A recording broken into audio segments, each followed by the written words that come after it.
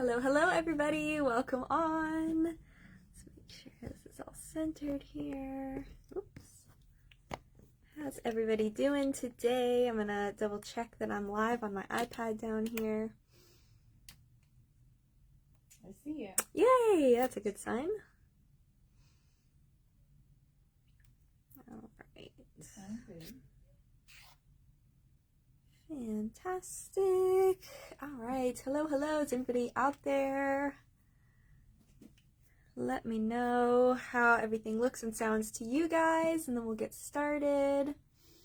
Awesome. I see some people jumping on now. Fantastic. We are going to be doing another one of our Playdates today, so our Isomalt Playdates. We're going to be making our winter wreath. I'll show you guys as we wait for everybody to hop on. Here. All right, so beautiful kind of rustic, shabby chic sort of feel to it with some Florida oranges on there as well, because I love oranges for winter decor. I just think that they're so pretty, probably from being in Florida, but I just love adding them in there, so we're going to create that. But the fun part about this project is you guys can customize it to anything that you want to, so it doesn't have to have all these decorations on it. You can use whatever kinds of decorations that you want to, and I'll kind of talk you through all sorts of different ways that you can customize this. So that is what we will be doing today in this demo. Hi guys, how is everybody doing? Comment where you're watching from. We can all get to know each other here. All right. So just making sure I have everything. Perfect. Okay. And the replay for this live will be available afterwards. I usually have it here on my Facebook, but also I have a playlist on my YouTube channel that just makes it a little bit easier to go back and find any projects that you're working or you're looking for to work on. Hey Barbie, how are you today? Fantastic. All right, so we'll get started here in just a second. Hello, hello. Welcome on, guys. And please remember to share this broadcast. I will very much appreciate it if you share it to any of your sugar friends on your page, on your sugar and sugar art groups. That would be very, very kind of you. I'm going to shut down the computers. Okay. Just make sure that the internet is working good. Okay. If I just close them, is that enough? Yeah, as long as it's off. Do I have to shut them all the way off? No, it should go into sleep mode, so it shouldn't be using anything drastic. All right, so fantastic. We're going to go ahead and jump right into this project. So I'm really excited to show you a whole bunch of different ways you can customize this. So I thought it would be really fun today to show you guys with some of our new colors that we came out with. So we're going to be using our Emerald City and our Cat's Eye, and then one of my favorites, the Amber, that I just keep finding more and more uses for this color. But you guys can customize this however you want. I'm using our pine cone mold that we have. So we have this beautiful 2-part pine cone mold and also our citrus slice impression and mold here. So I'm going to use those to create this sort of Florida winter wreath because I just really love sort of the oranges with the winter decor. I really like it. But you guys can customize this however you want. You can do more of like a holiday style if you want to keep the holidays going and, you know, do some beautiful ornaments on it. You could do it very sort of like snowflake and wintry themed, more traditional, maybe some holly and berries on it. I'm also going to show you a really easy way to make some freehand leaves out of Isomalt, some freeform leaves. You don't need a mold or anything. They're super, super easy, and I use them on tons of different projects because they're very fast and you can use any colors that you want to. So yeah, have fun customizing this project and just really kind of get into finding what you want to decorate it with. You could use sprinkles and things like that to adorn them. The sky's the limit with this. So we will get started without any further ado. So of course we're using our Simi Isomalt today. Simi Isomalt is our brand of pre-cooked, ready-to-use Isomalt, so it's already in the hard candy form. As you can see, all you have to do is melt this down in the microwave for 30 seconds and then 15-second intervals. It's already tempered, so there's no temperatures, no recipes, nothing. We've already done all the hard work for you, so all you have to do is melt it down. So once it's melted down, you can pour it into molds. You can use it for pulling and blown Isomalt techniques, really anything that you want to, but because it is pre-cooked and to our recipe too, it's going to work really good in any climate. It's going to be a lot clearer and a lot stronger as well than traditional sugar. It doesn't have any air mixed in or anything like that in the pre-cooked process, so it just makes it a really nice base to be able to customize and create your pieces from that. So that is what we're starting out with. Like I said, I am using a couple different colors today, so I'll show you those as we go, but the ones that I wanted to play around with are going to be our amber. I'm using our Emerald City, which is like a green gold shimmer, and then also our cat's eye for the actual wreath itself. Rather than doing like a copper or a bronze, I really wanted the striking sort of dark wood, I guess, look to the wreath, and so I'm going to use the cat's eye, which is a black gold beautiful, beautiful shimmer that Alex came up with. So we are very excited about using all of these different colors today. I'm always looking for different ways that I can incorporate all of our new colors because I love each one of them, so this will be super fun. Hey Cindy, how are you? Okay, so I'm going to go ahead and tilt the camera down here. Just give me a second, guys, and if you have any questions throughout the demo, please don't hesitate to ask. Alright, so let me see if I think that looks pretty good, actually. Let me know, you guys, if that will work out for you. All right, perfect. Okay, so what we're going to do is we're going to start out by making sure that our Isomalt is melted. So I'm going to pour a couple of our different elements here with the molds and then some freehand. So I'm going to pour the citrus slice first. So I'm going to use my amber Isomalt. I just have a little bit here. It's not going to take very much. You can also color your own Isomalt as well, which I'll talk about in just a sec. Let me pop this in the microwave though. All right, over here. Alright, so we are going to just melt that down and in the microwave for 30 seconds and then 15-second intervals. I already kind of preheated those Isomalt that I have because I have a couple more over here, and so I preheated them to get them warm, but they're still just a little bit too thick. So we are just popping that in the microwave. Now, if you do want to color your own Isomalt, you can start from the clear and then add either an edible airbrush color or a powdered color like luster dust or petal dust. You just don't want to use gel color in the Isomalt. Gel color will break it down, but a luster dust, a petal dust, or an airbrush color will work really well to get the shades that you need. So Sid, I have you freezing every once in a while. I don't know if anybody else is having any problem with that. Okay, I have it on my iPad here. I haven't noticed it freezing, but let me know, guys, have you noticed any freezing on your end? There's a little bit of delay, so I'll wait a second before we continue. Keep that going up.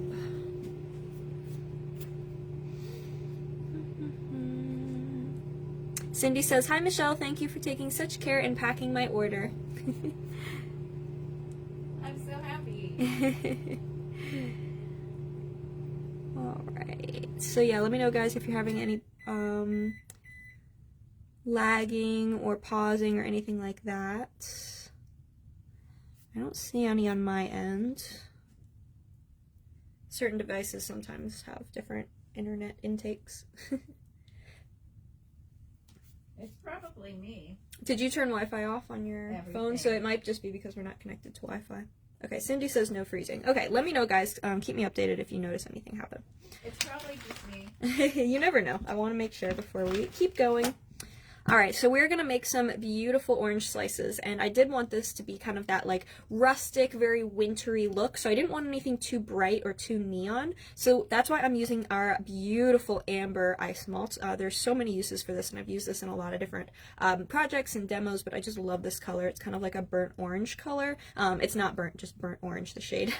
And so I am going to pour that into my form here that we have, so I'm just going to do a little bit. Now you'll notice when I melted the Isomalt down, I did bring it to a boil. That's good because any air pockets that were trapped inside the Isomalt as it was melting down, or any little stray bubbles, hot air rises, so it'll bring all those to the surface and they'll boil themselves out. So I always bring my Isomalt to a boil whenever I want to get all the bubbles out, and then I let it settle at room temperature for a couple minutes as I have just now, and you'll see that all of the bubbles have boiled themselves out. There might be one or two stragglers. Those are fine because we can use the torch to pop those later, but for the most part, all of those surface bubbles and the bubbles mixed in are gone. I only have bubbles stuck to the bowl, which aren't really going to move.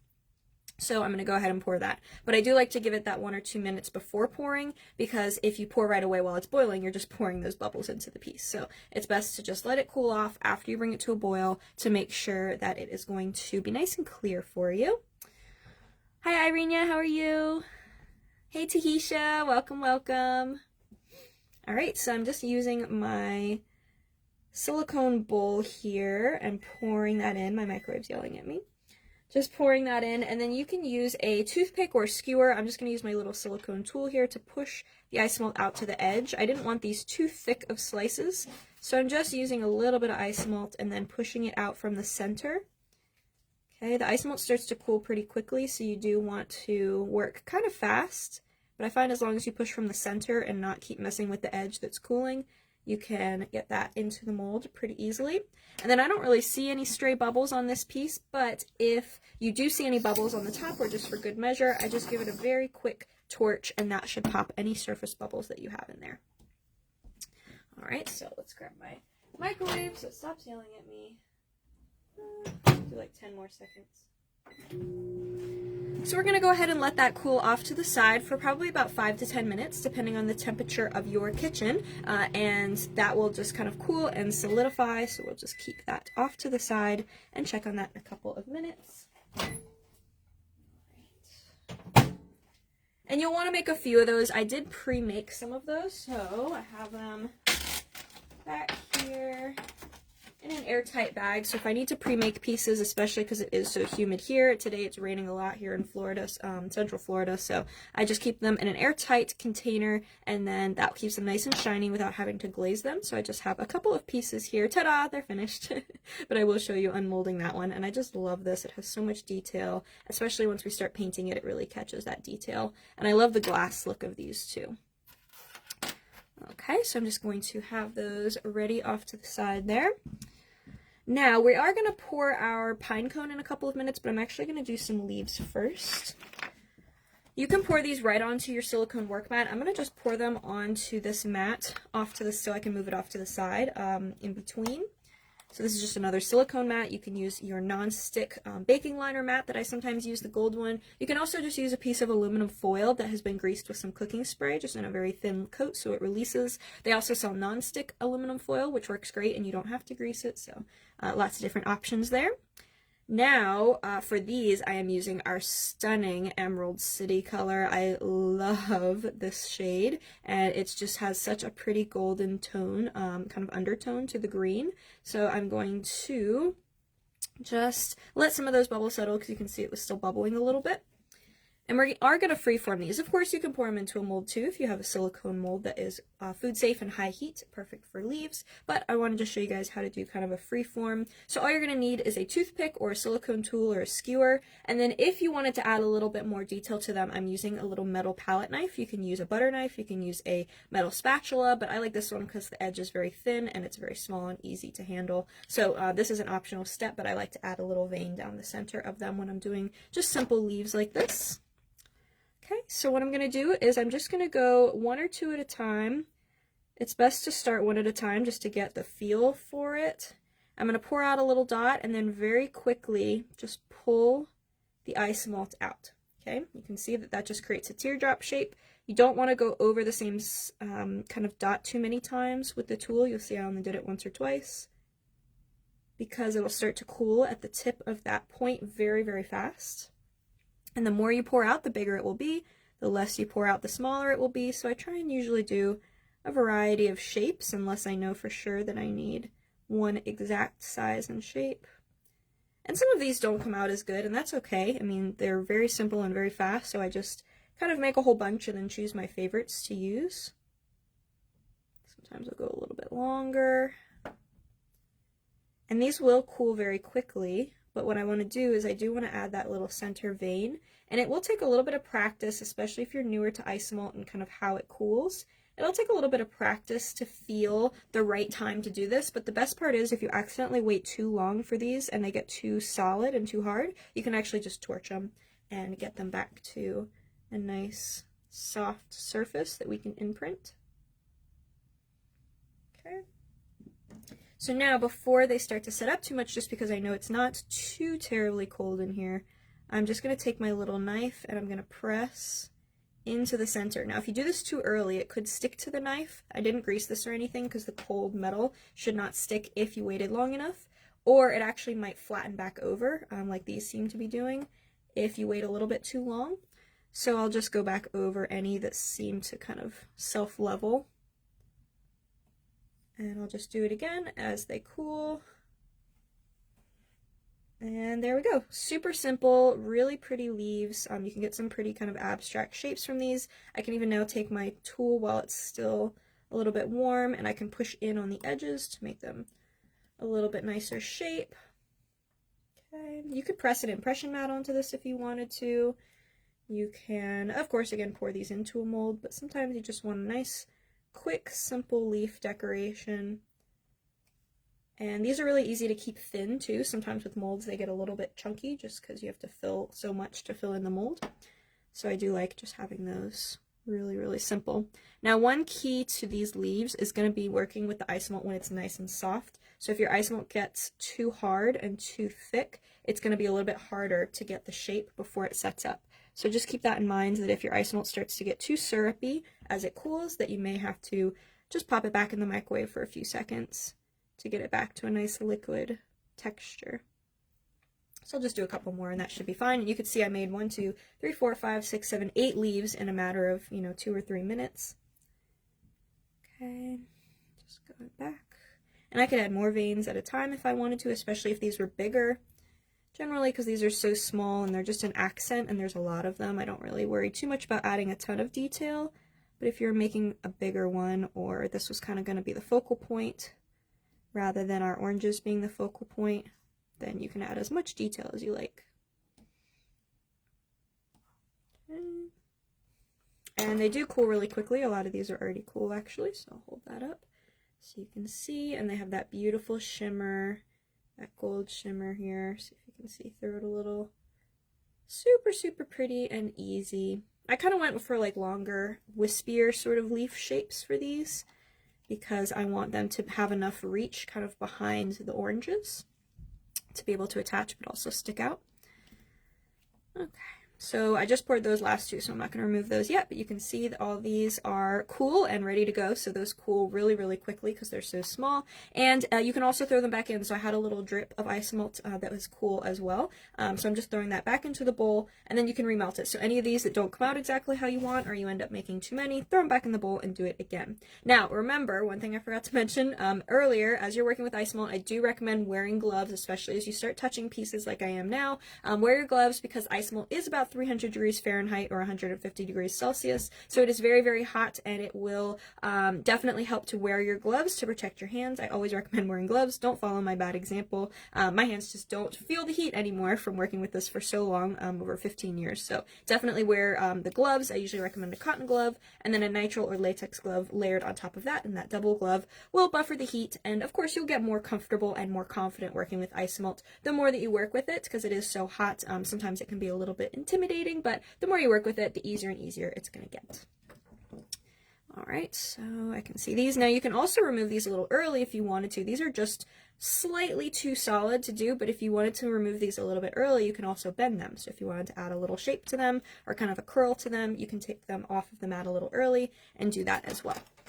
Okay. As I go, I'm also just making sure that my tool is clean, so whether that's getting a new one or as the Isomalt cools, popping it off the silicone. If you're working with silicone, that makes it really easy too. Alright, so I have all of my leaves off to the side. You can see we're only, about 10 minutes into working, and we already have so many decorations. That's one of the things that I really love about Isomalt, is that it really does set up so quickly and so efficiently, and you can be doing other things while pieces are cooling. So the turnaround and the efficiency of Isomalt is really, really hard to beat. Right, now I'm going to do our beautiful cat's eye. I know it kind of looks a little bit just like a black Isomalt right now, but once we pour this out and start pouring it into molds, you'll see the beautiful shimmer in there. But it did thicken back up, so we're going to pop that back in the microwave. Okay, let me know if you have any questions, guys.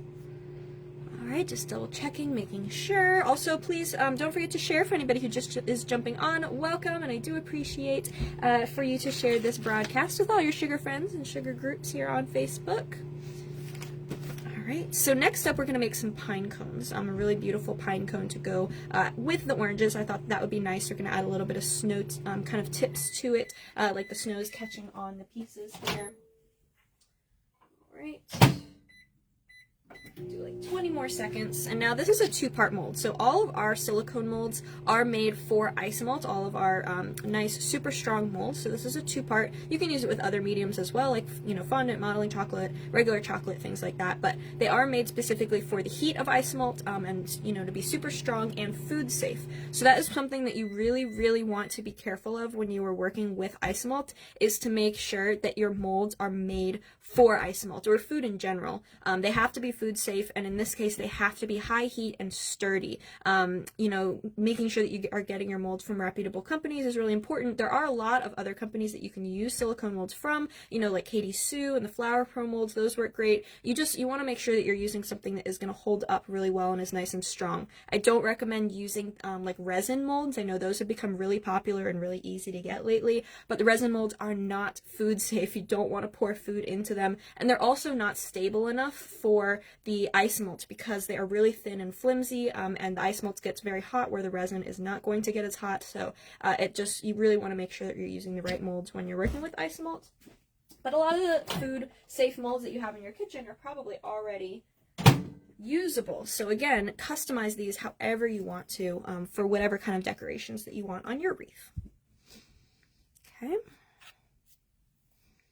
All right, so we're gonna go ahead and pour this. So I just brought that to a boil. I'm just letting those bubbles settle, and I want to make this hollow. So I don't actually want to make a solid pine cone. You could if you wanted to, but I really wanted it to be a little bit more lightweight. It doesn't use as much product that way, and just having it hollow also adds opportunities to where you could fill it with something if you wanted to. You know, sprinkles. You could fill it with a filling, with cake, with whatever you want. Or if it was a slightly more transparent color, you could fill it with a light. You know, a color changing light or a flickering light would be really pretty in these. All right, there we go. So now I'm just going to carefully fill the mold to the top first. That way we have a nice even coat. Okay, so just fill it all the way up. Sometimes you get one or two stray bubbles as you're filling kind of deeper pores like that, and that's okay. I'm just kind of letting those all rise to the top.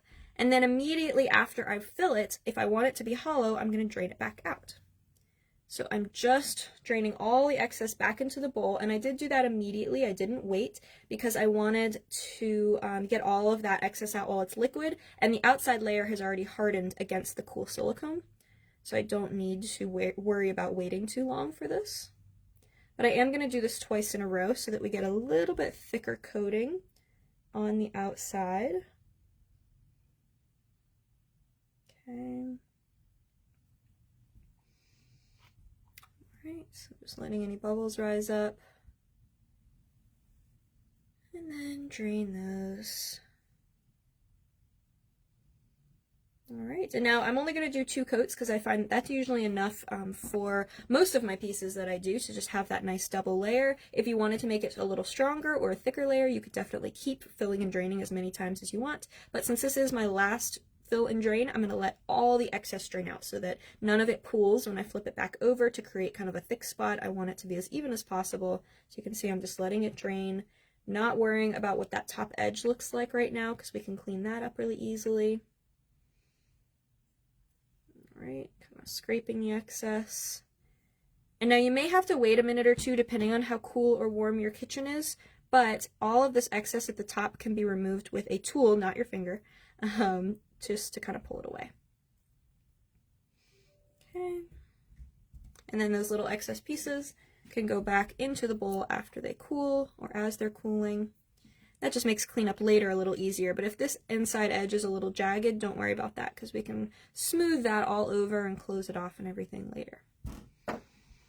Alright, that one's a little bit bigger and it's insulated by a lot more silicone, so it's probably going to take a little bit longer for the piece to cool than the other ones. So we're going to leave this for at least maybe 15 minutes. It is hollow, so that helps the cool air to kind of get into there. For a piece this size, I would say about 15 or 20 minutes. That should be ready by the end. But in the meantime, we are going to make our wreath. Okay, so I'm going to pop this back in for maybe just 10 seconds or so to make sure it's nice and pourable. Because we're going to be pulling next. Alright. Perfect. Let me move some of this stuff.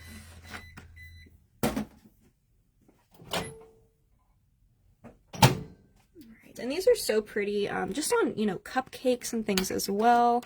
Okay, it's a little sticky in here because it's been raining all night and all day today. Do you need the air lower? No, I think it should be fine. I just took them out of the bag a little bit early, so they're a little sticky, but they should be fine.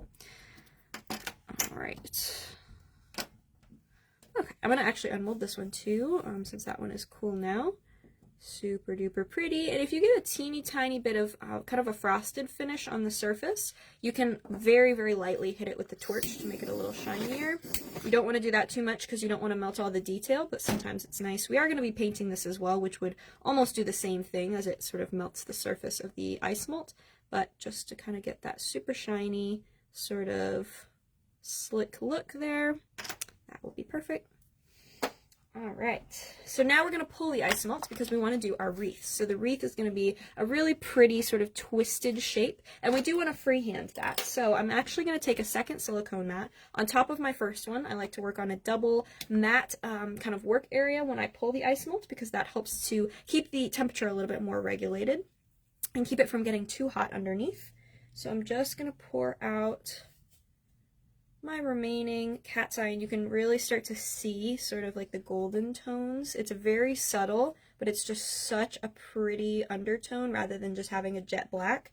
It helps it to kind of match in with warmer colors as well, which I really like. So sort of the undertones of green, of gold in the green, and then of course the warmer amber color that we have. It matches in really nicely rather than looking too stark in contrast if I just used the solid black. Okay, so now I'm going to start to pull this. So I'm going to very carefully, again wearing gloves, start to fold back and forth, just over and over. And I'm just kind of lining up the edges of the puddle, so as I kind of fold this side over, I'm making sure that that edge lines up. Okay. There we go. So I'm just going to keep folding and folding, and as it cools down, the edges will start to peel away and hold their shape, which it's already doing here.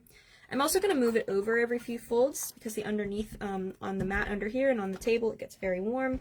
So this will help it go a little faster and avoid hot spots that could stick to the Isomalt. If these pores of the silicone open up too much, the Isomalt can get stuck down in it, and those pores do open up from heat. So we try and keep the kind of underneath of this work area as cool as possible. I'm going a little faster now as it starts to thicken. Sorry, I have a chair leaning against my metal table that's making a noise. Yeah. Go. Sorry about that. No, it's all good. I think I put it there. Okay. So I'm kind of going off to the side here as well, and just working on a cooler surface. It always helps to move it to a cool surface just every few folds, and you can see that it's releasing a lot easier now as I'm going faster. Okay, there we go. Whoop, there it goes. Sometimes it literally just jumps off there. Alright, so I can see now that it's not sticky anymore. It's not sticking to my gloved hands, and it's not sticking to my mat. So I'm just stretching and folding this a little to cool it further so that it's a little bit firmer texture and easier for me to work with.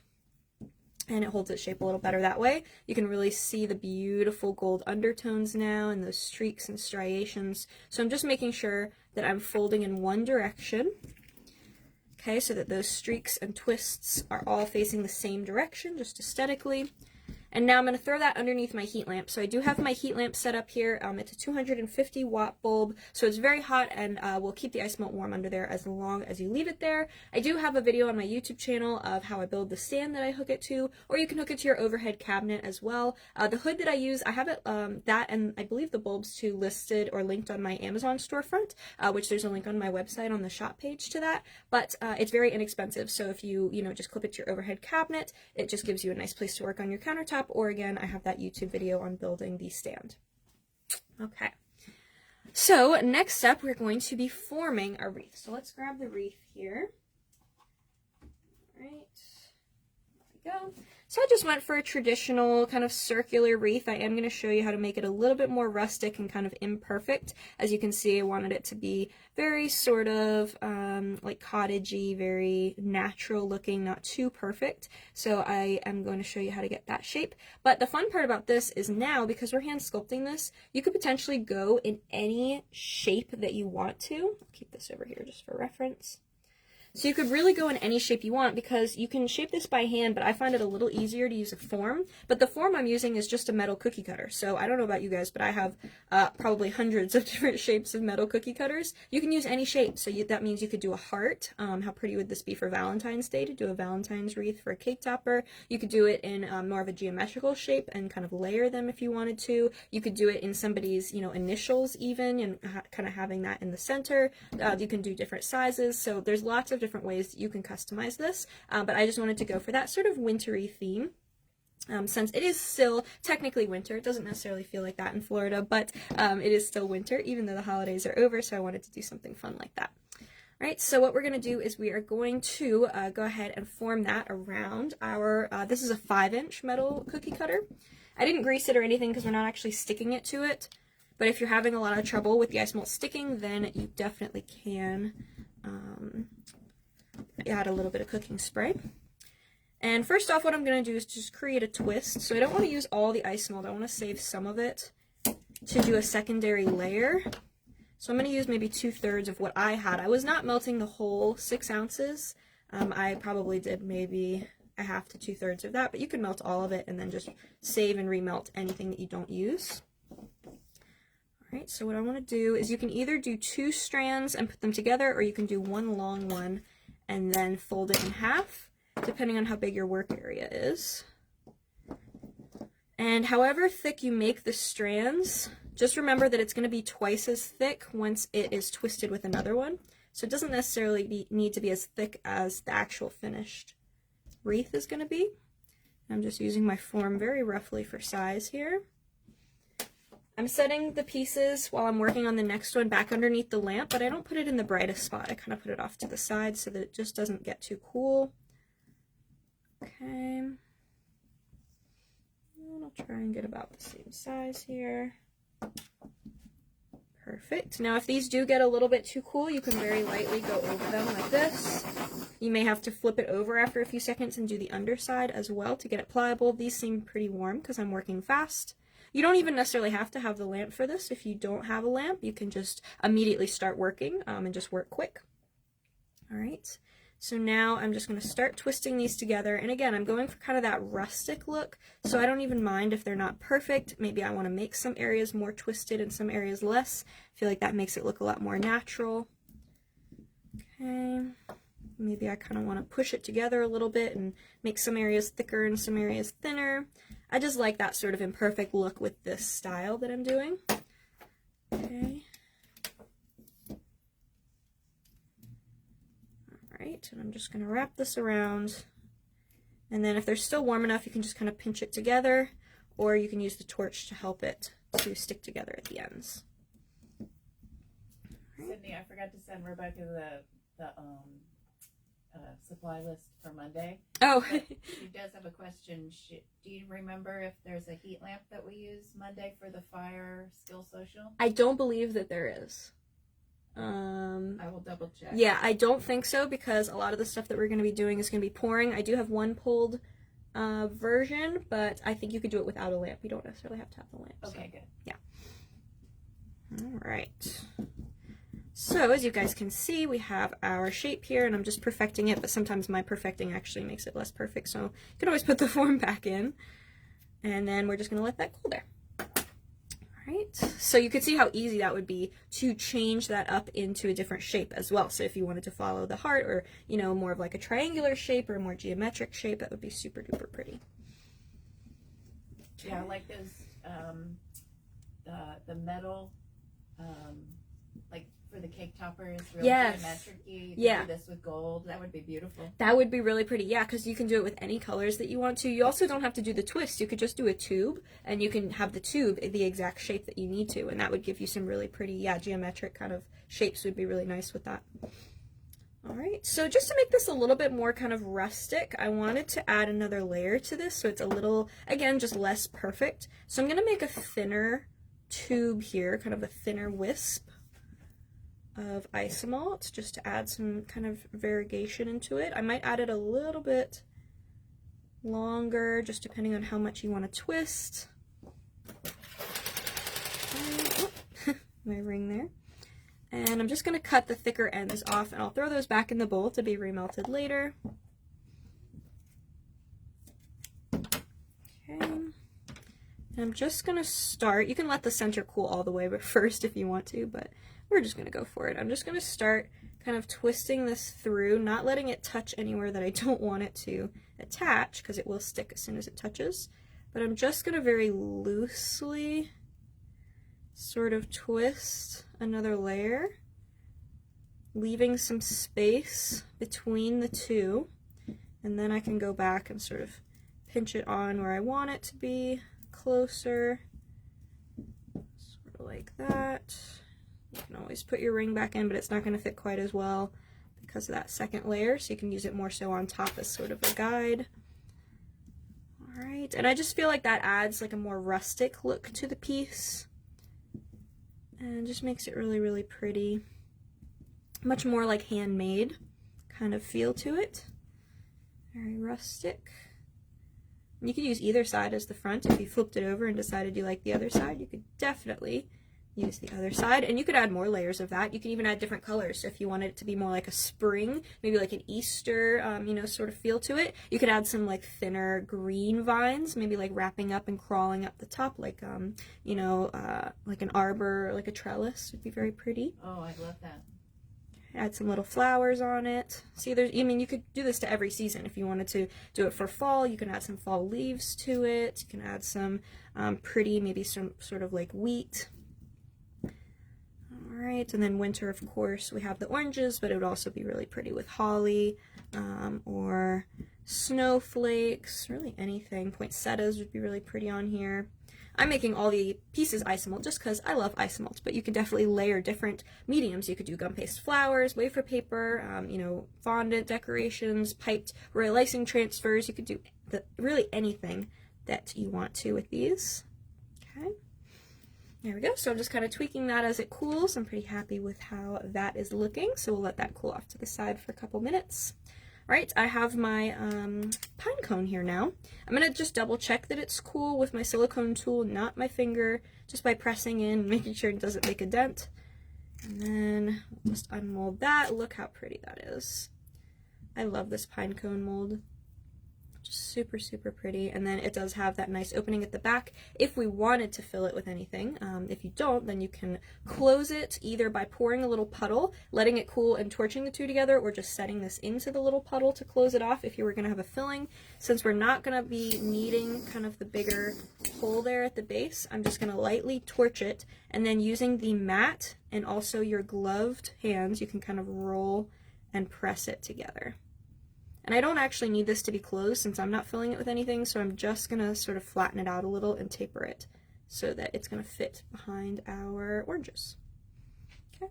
I did have a pine cone on this one, but I actually broke it off by accident, so this one doesn't have a pine cone anymore, but our new one is going to. Okay. All right, and now when it comes to assembly, you can do really anything that you want to, you know, as far as the design of it. So I'm going to put my oranges off to one side. So I'm just kind of planning it out here. Okay. I'll probably sort of stack them. I'm going to cover up purposely this attachment point where the two ends went together. So I'm going to warm that. Warm to warm sticks better than warm to cool, so I'm just warming both pieces a little bit very carefully. And I'll probably overlap them slightly, so I'm making sure to warm the top of the previous orange.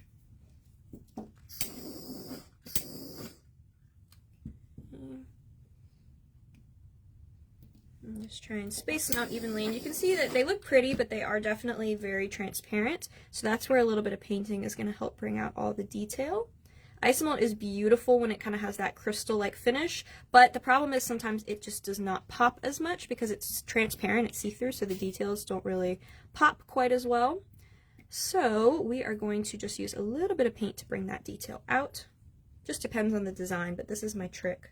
So making sure that it's going to pop really nicely. So I'm going to tuck the pine cone sort of underneath the top here. You could do more than one if you want to, but I think one will be pretty. Okay, the underneath is still a little bit warm, so I'm not going to move it too much, but I promise I'll flip it around to show you guys in a minute. Okay, I'm also going to heat the base of our leaves, so I attach the wider end on. Okay.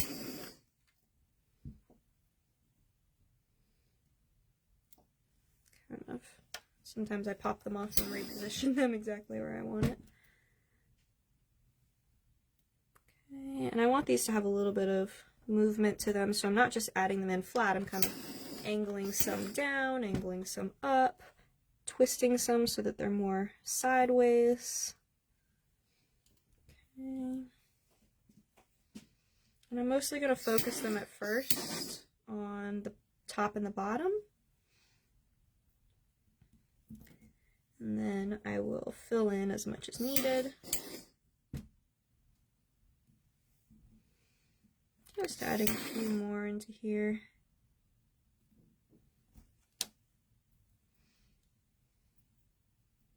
Okay, that one wants to sit there. Sometimes they tell you where it's going to go. Okay, that one wants to be there too. The oranges are still a little warm underneath, so they're grabbing on nicely. Alright, so we have our wreath here. Let's see if I can flip that around so you guys can see it from the top. And now I'm just going to add a little bit of paint. I think I want to remove this silicone mat so you can see the paint colors a little bit easier. So let me do that carefully. Alright. There we go. So again, it looks very pretty, just like this, but I do want to add a little bit of highlighting to it. So I'll show you my painting technique. Okay. Move this so you can see how I'm painting them. All right. So what we're going to do is just kind of layer some colors. So I'm going to have a couple of spots in my palette. All of the colors that I'm using are the Simi Color Splash colors. So these are our edible colors that we created with the Sweet Color Lab, and they work perfect for mixing into Isomalt, painting on top, but also with mixing in and painting on top of almost any medium, anything that will bond with the water base that they are. And they're super, super intensely pigmented. So they're very, very strong. And I'm just going to create, let's see, I'm going to do one palette with the orange, citrus orange, which of course is perfect. I'm going to make one brown kind of section so that we can do some color mixing. Now, we don't actually have a brown of the Color Splash in this set, but, let me grab a paper towel. But, I created a color mixing guide for the Color Splash colors so that all you have to do is add the right amount of drops for any shade that you want. So for airbrushing and hand painting, to get brown, we want to do 1 drop of the Envy Green and 3 drops of the Candy Apple Red. Okay. Perfect. And all the colors are still on sale. They are still on sale, yes. All of our Simi Color Splash colors, if you check out our website. Okay, so what we're going to do first is I'm just going to take a little bit of this orange, let's see, and just add kind of a coating to them, kind of from the center out, just to add some intensity. I'm not completely covering up the amber that was underneath, because again, I don't want these to be too vibrant. I just want to add a little bit of kind of depth and shading into these. Okay, and then I'm going to mix up that brown and start, I'm just kind of doing like a wet on wet technique here. So just take some of that brown out from the center, and it sort of mixes with the orange underneath to create this really pretty sort of burnt orange. I like kind of doing this technique of almost color mixing on the piece a lot of the time if I don't need it too perfect. Okay, I feel like it makes it look a lot more organic. So I'm just taking that brown just on a flat brush from the center out, You can see that already has just made that kind of texture and that all of that beautiful indentation on the citrus slices come out really, really nicely. Okay, and I'm going to let that dry for a minute before we go back and add another layer, because I don't want to muddle the colors too much. So in the meantime, what we'll do is we'll take our base white. So base white is a solid and opaque compared to the transparent colors of the rest of the shades in the color splash. That means you can mix the base white with any of the color splash shades to get opaque paints. This is very thick too. It's almost more like an acrylic paint texture. Or you can use it on its own for a beautiful opaque finish. So I'm just going to do a couple of drops in my palette. I might dilute it with just a drop or two of the clear dilution solution. This makes your colors lighter or less opaque. And for this one, it just makes it a little bit more fluid so that it paints on a little bit smoother. And I'm just going to take my brush kind of almost horizontally to the pine cone, not actually poking at it. And I'm just going to let it catch on all of the detail, just so it kind of has that snow-capped effect. I love that. And you could do that on any part if you wanted to do the whole thing very snowy. I think that would be pretty. I'm going to add a little bit on the tips of the leaves as well, just so it kind of looks like the snow is catching. All right.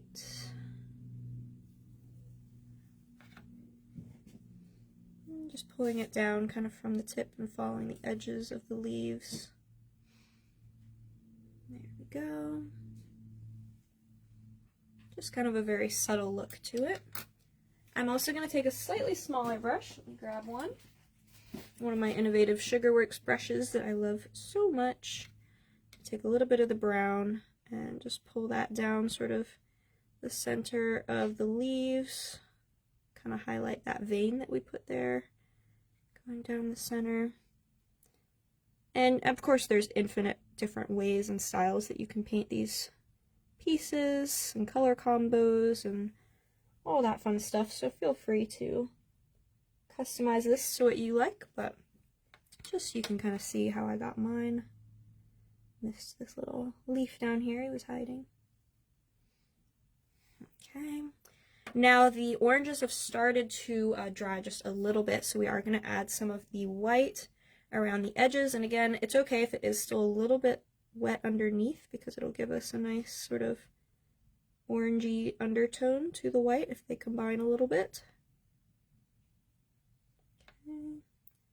So just catching, and I'm being very kind of intentionally messy with this so it's not too perfect.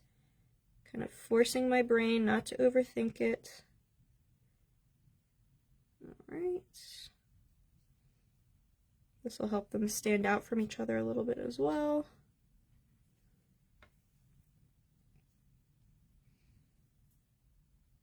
Okay, and I'm leaving the edges of them orange because technically the skin on the outside would be orange, and kind of this white would be just underneath the surface. So I'm not trying to paint the outside rim of the orange slices, I'm just going on the top. And you can paint these before you put them together as well. I just find that they bond a lot better if you attach them without paint in the way, so they can really melt into each other and be a lot stronger. Okay. So see how that just makes them pop really nicely. Again, that looks really pretty too. So there's different levels depending on how much time you wanted to put into these. Let's grab. They look really real. Yeah, especially at this step, they have the kind of like that dehydrated look. That's really popular with kind of wintry themes. Alright, so I'm just going to take a little bit of the white, kind of almost wiping some of it off on a paper towel, and I'm just going to start pulling that in and kind of over. Again, letting it mix with the orange there. That's going to highlight the texture and also just add that snowy look. If I let it dry just a little bit more, it would stand out more white. Or if you add another layer as well, but just for demo's sake, I don't want to make you guys stand around with me as I wait. Watch paint dry? Yeah, to literally watch paint dry. Let's add a little bit more of the white. Just a drop. So I really only used like 2 drops of this white. Since they're so pigmented, you don't need very much. So see how it still has kind of the transparent glassy finish, but just adding a little bit of paint really helps it to pop. Okay. Add maybe a little bit more brown to the center. Let's see, which one did I use for brown? This one here. And I really could spend, you know, hours layering colors to get them more and more realistic. So pretty much all the steps that I'm doing here, if you wanted to let this dry for maybe about, I don't know, 20 minutes or so, you can go back and repeat exactly the same steps and just add more and more depth. So if you wanted a little bit more, you could. Okay, so I'm just kind of almost letting the paint pool on the end of my brush, and then when it drips into all of this texture from the center out here, it floods into the veins, kind of runs into the veins and the indents. Carol says, so pretty, it highlights the details so well. Oh, thank you. And Sharita says, hi everyone. Hi there. All right.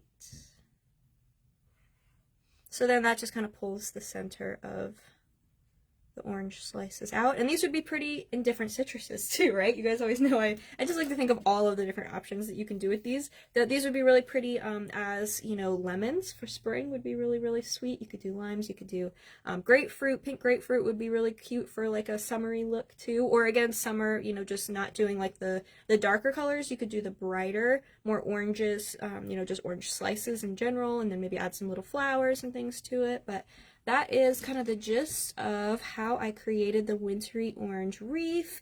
Now you'll notice that this one is missing one element of that the previous one had in the picture here in this original one, which is our beautiful bow at the top. So bows are a very classic decoration for wreaths. So if you wanted to add a bow on top, you could.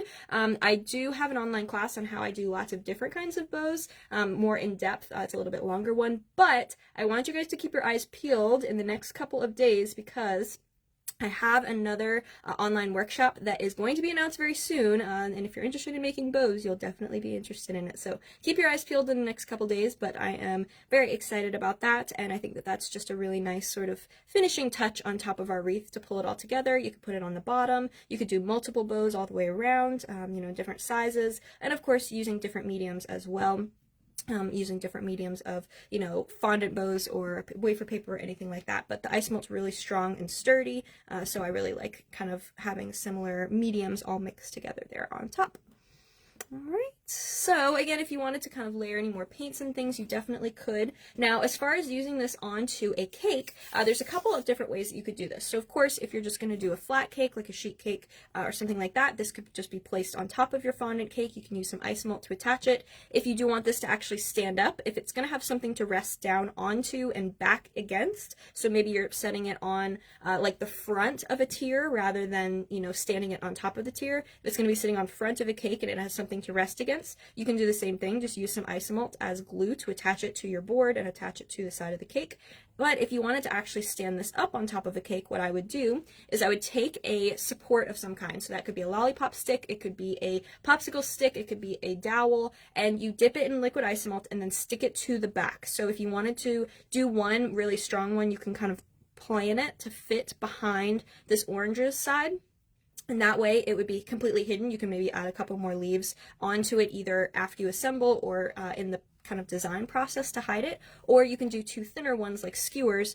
You can do one on each side so that those are going to be hidden as well, maybe add some little decorations and things. But that's how I would actually create prongs to insert down into a cake, and that would definitely hold it on a lot sturdier. It's always best if you have something to rest it back against, or even maybe make this a little bit stronger if you're planning for it to hold all its own weight, and of course attach this piece once you get to the destination of where it's going to be served. That way it's nice and supported and it doesn't have to be moved after that.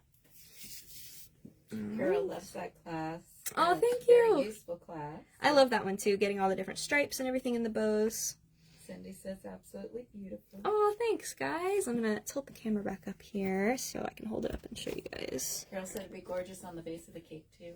Oh yeah, that would be really, really pretty. I like that idea. Alright, hello again. I'm gonna hold this one up here. This is the one that I just made. Oh, I just love how much those pop. And again, you could have them kind of towards the top.